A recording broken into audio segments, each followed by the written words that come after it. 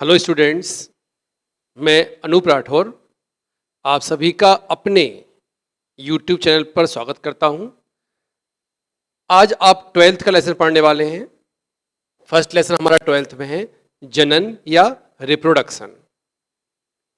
आप सभी जानते हैं इस पृथ्वी पर बहुत सारी जीव जातियां लगभग 15 लाख जंतु और पौधों की उपलब्ध हैं या पाई जाती हैं। इतनी बड़ी जीव जातियां होने के बावजूद सभी जातियां अपना अस्तित्व बनाए रखती हैं। आखिर वो अपना अस्तित्व कैसे बनाती हैं, यही हमारा इस लेसन का टॉपिक रहेगा। पहले हम स्टार्ट करेंगे जीवन चक्र से। लाइफ साइकिल, जीवन चक्र या जीवन होता क्या है। देखिए, सभी जीवों का जो जीवन चक्र है वो एक छोटी सी कोशिका या संरचना से स्टार्ट होता है। उसका नाम होता है जाइगोट। इसे हम बोलते हैं हिंदी में युग्मनज। युग्मनज, इस जाइगोट से हर जीव का जीवन स्टार्ट होता है या शुरू होता है। इसके बाद जाहिर है शरीर में वृद्धि विकास होगा, नए रूप में बदलता जाएगा। तो जाइगोट जो है वो शिशु में कन्वर्ट होगा, शिशु से फिर बड़े बनते हैं, बूढ़े होते हैं और लास्ट में मृत्यु। तो हमारा जो इतना हिस्सा होता है यानी मीन्स जाइगोट से लेकर मृत्यु तक का जो समय है इसे हम बोलते हैं जीवन चक्र। आगे समझ में, जीवन चक्र मीन्स एक जाइगोट का बनना और उससे जीव के बनना, उसकी मृत्यु तक का जो समय होगा उसे हम जाइगोट बोलेंगे। तो लाइफ साइकिल या जीवन चक्र क्या होता है? किसी व्यक्ति या किसी जाइगोट का जन्म लेना और मृत्यु तक का समय जीवन चक्र कहलाएगा। देखिए आगे, मृत्यु सेकंड में आपको लिखा है यहाँ पे मृत्यु व अपघटन। अब इसको देखिए, जब कोई जीव मरता है तो कुछ ना कुछ तो उसका ऐसा अंग में या शरीर में कुछ ना कुछ तो ऐसे भाग रहते हैं जो कहीं ना कहीं किसी के काम आए, किसी मीन्स प्रकृति के काम आए। जब कोई भी जीव, चाहे पेड़ पौधे हो, चाहे मनुष्य हो, चाहे कोई भी जीव हो, जब उसकी मृत्यु होगी तो उसका शरीर अपघटित होगा, अपने आप को तोड़ेगा। शरीर के अंदर जो भी पदार्थ होंगे वो बाहर निकल के आएंगे और प्रकृति में मिल जाएंगे। कौन से पदार्थ होते हैं अपघटन के बाद? सिंपल सा है, कार्बन, हाइड्रोजन, नाइट्रोजन, इस तरह के पदार्थ जो हमारी बॉडी में भरे होते हैं वो सारे बॉडी से निकलकर हमारे प्रकृति में मिल जाते हैं। चलिए अब आइए रिप्रोडक्शन पर। जनन क्या होता है? सभी जीव, मैंने आपको बताया था, सभी जीव अपने वंश या जाति को बनाए रखने के लिए रिप्रोडक्शन करते हैं, यानी कि अपने जैसी संतानों को उत्पन्न करते हैं। क्यों? जिससे कि उनकी जीव जाति लगातार बनी रहे। रिप्रोडक्शन कहलाता है। इसमें सभी जीव अपने संतान उत्पन्न करेंगे, वो संतानें उन्हीं जीव जैसी ही होंगी, ना कि बदल जाएंगी। इसके बाद आप जानते हैं जब जनन होगा तो इससे जीवों में यानी संतानों में आनुवंशिक पदार्थ पढ़ा होगा आपने, 9, 10, 11 सब में पढ़ा हुआ। ये आनुवंशिक पदार्थ स्पेशली होता है डीएनए, लेकिन हम लोग इसमें आरएनए भी जोड़ के चलते हैं। ये डीएनए और आनुवंशिक पदार्थ जो है ये ट्रांसफर होते हैं माता पिता से संतानों में। फिर देखिए, रिप्रोडक्शन में आनुवंशिक पदार्थ जो होते हैं डीएनए, आरएनए, वो माता पिता से बच्चों में ट्रांसफर होते हैं। अब इसमें जो पदार्थ में यानी जो भी काम करते हैं, देखिए आपको नाम पते होंगे, जानते होंगे आप नाम उनके। गुणसूत्र होते हैं, डीएनए आरएनए होते हैं और युग्मक होते हैं। आपने देखा होगा, सुना होगा इनके बारे में। देखिए हमारी बॉडी में, देखिए हमारी बॉडी में सेल होती हैं। इसके बीच में जो हिस्सा होता है इसे हम केंद्रक बोलते हैं, न्यूक्लियस।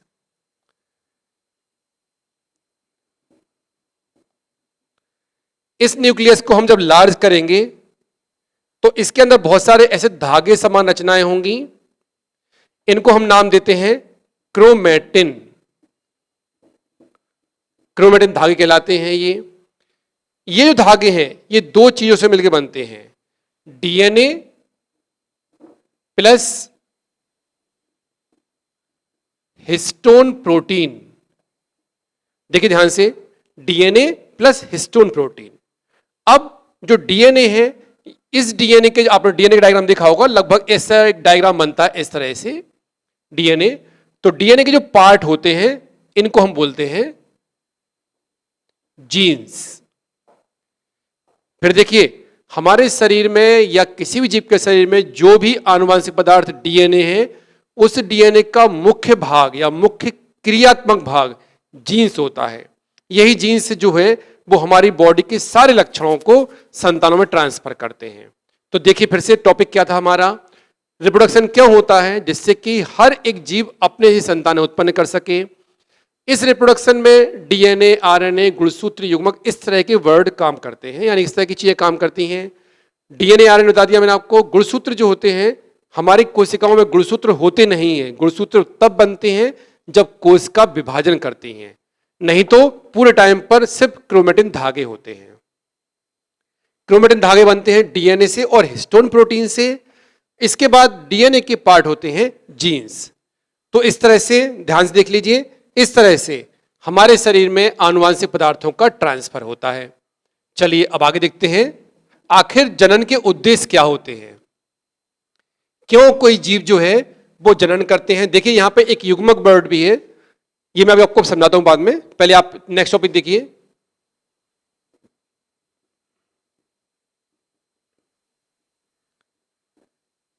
जनन के उद्देश्य, आखिर कोई भी जीव रिप्रोडक्शन क्यों करते हैं। देखिए पहला पॉइंट है इसका होता है जाति की निरंतरता, कंटिन्यूटी बोलते हैं इसको हम लोग। कोई जीव क्यों रिप्रोडक्शन कर रहा है, क्योंकि उसको अपनी जाति को बनाए रखना है, इसलिए वो रिप्रोडक्शन कर रहा है। रिप्रोडक्शन का मुख्य उद्देश्य होता है अपनी जाति को बनाए रखना। सेकंड नंबर देखिए, जाति वृद्धि, सिंपल सा वर्ड है, आपको नाम से ही समझ में आ गया होगा। अपनी जाति की वृद्धि करने के लिए सभी जीव रिप्रोडक्शन करते हैं। थर्ड नंबर होता है विभिन्नताएं, वेरिएशन बोलते हैं हम लोग इनको। जब भी कोई जीव लैंगिक जनन करते हैं, जो जीव उनकी बात चल रही है, वो जब लैंगिक जनन करते हैं तो कई बार युग्मकों के मिलने पर कुछ विभिन्नताएं आ जाती हैं, या जैसे हम आप देखते हैं बहुत सारे मानव संसार में, पूरे इंसान जो हैं वो लगभग सब एक जैसे दिखाई पड़ते हैं, मीन्स सब मानव हैं, लेकिन उनमें कुछ ना कुछ चेंज है। चेंज मीन्स उनकी शकल चेंज है, उनके हाव भाव चेंज है, बात करने का स्टाइल चेंज है, आवाज चेंज है। तो ये सारी विभिन्नताएं कहलाती हैं। ये किससे होती हैं, रिप्रोडक्शन से। चलिए नेक्स्ट टॉपिक देखिए, रिप्रोडक्शन की विधियां। जनन की विधियां या रिप्रोडक्शन की विधियां, मेथड्स ऑफ रिप्रोडक्शन होता है ये। मुख्य रूप से दो विधियां हम लोग यूज करते हैं। पहली होती है अलैंगिक और दूसरी होती है लैंगिक। इसको बोलते हैं एसेक्सुअल और इसको बोलते हैं सेक्सुअल। देखिए अलैंगिक और लैंगिक, हाँ, तो ये हो गया एसेक्सुअल, ये हो गया सेक्सुअल। एसेक्सुअल अलैंगिक मीन्स जहां पर कोई भी युग्मक काम नहीं करेगा, एक ही पेरेंट से नई संतान बन जाएगी। लेकिन लैंगिक में दो parents means mother father male female चाहिए पड़ते हैं, तब सेक्सुअल रिप्रोडक्शन कहलाता है। तो देखिए जनन की विधियां कौन सी हो गई हमारी, दो, लैंगिक और अलैंगिक। अब इसके बाद नेक्स्ट नंबर हमारा है अलैंगिक जनन के लक्षण क्या होते हैं। हम लोग पढ़ेंगे अलैंगिक जनन के बारे में, इनके लक्षण क्या हैं। तो देखिए पहला लक्षण होता है एक ही जनक से उत्पन्न।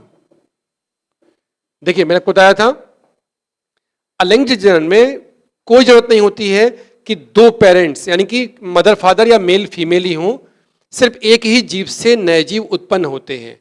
एक्चुअल में ये उन जीवों में होता है जो लगभग एक कोष की जीव है, उनमें होता है। जैसे अब देखो अमीबा के बारे में, अमीबा अपने आप की संख्या बढ़ाती है इसी विधि से, अलैंगिक या असेक्सुअल रिप्रोडक्शन से। चलिए सेकंड नंबर देखिए इसका अलैंगिक जनन का, इसमें केवल समसूत्री विभाजन होता है। समसूत्री विभाजन, देखिए आपको मैंने बताया ना, आपने ये पढ़ा होगा 11th में, समसूत्री विभाजन और अर्धसूत्री विभाजन क्या क्या होते हैं, लेकिन फिर भी मैं आपको थोड़ा सा समझा देता हूं इसके बारे में।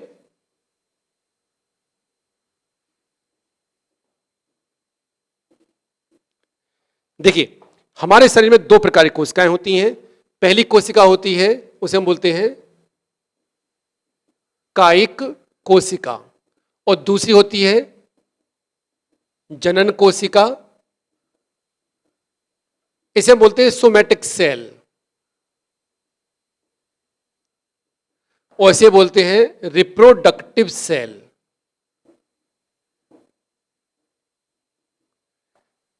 देखिए ये दो नाम हो गए।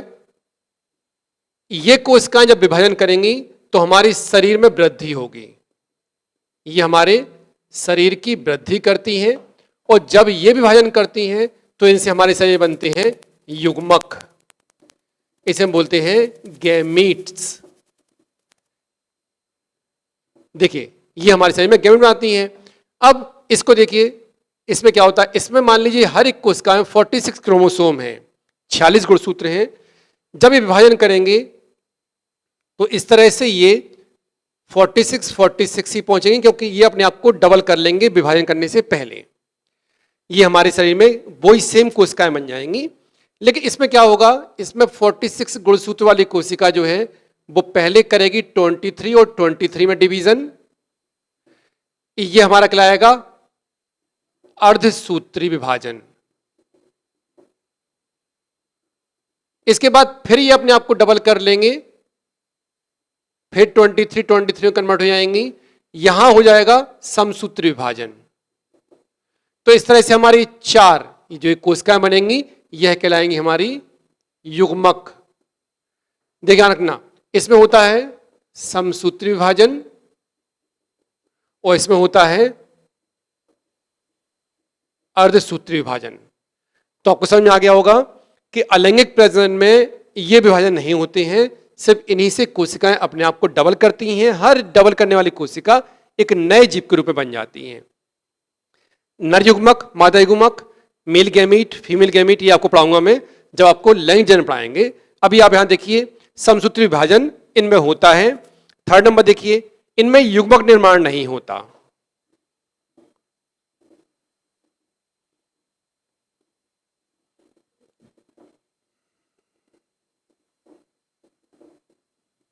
देखिए जो भी असेक्सुअल रिप्रोडक्शन होगा, एसेक्सुअल रिप्रोडक्शन होगा, उसमें युग्मक नहीं बनेंगे, क्योंकि युग्मक की आवश्यकता पड़ती ही नहीं है।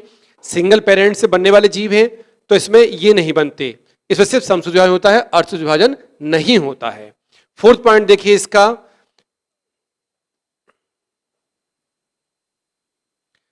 गुणसूत्रों की संख्या जो है वो जनक यानी कि पेरेंट्स में और उनकी संतानों में सेम रहेगी। देखिए समसूत्री विभाजन, जितनी पेरेंट्स में क्रोमोसोम्स होंगे, गुणसूत्र होंगे, उतनी ही संतानों में ट्रांसफर हो जाएंगी। इनमें कोई भी चेंज नहीं होते हैं।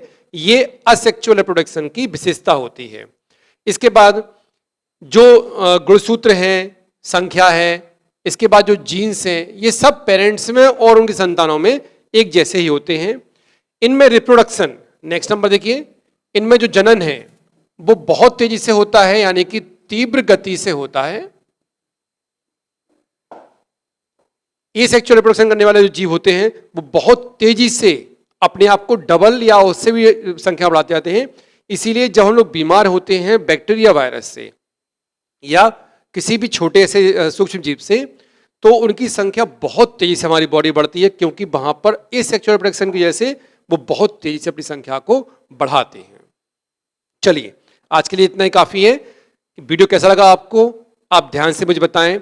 कुछ भी समझ में नहीं आया हो आप मुझे कमेंट करें, लाइक जरूर करें और इसको शेयर करें, जिससे कि और बच्चों को मालूम हो सके कि वीडियो पे कुछ आ रहा है।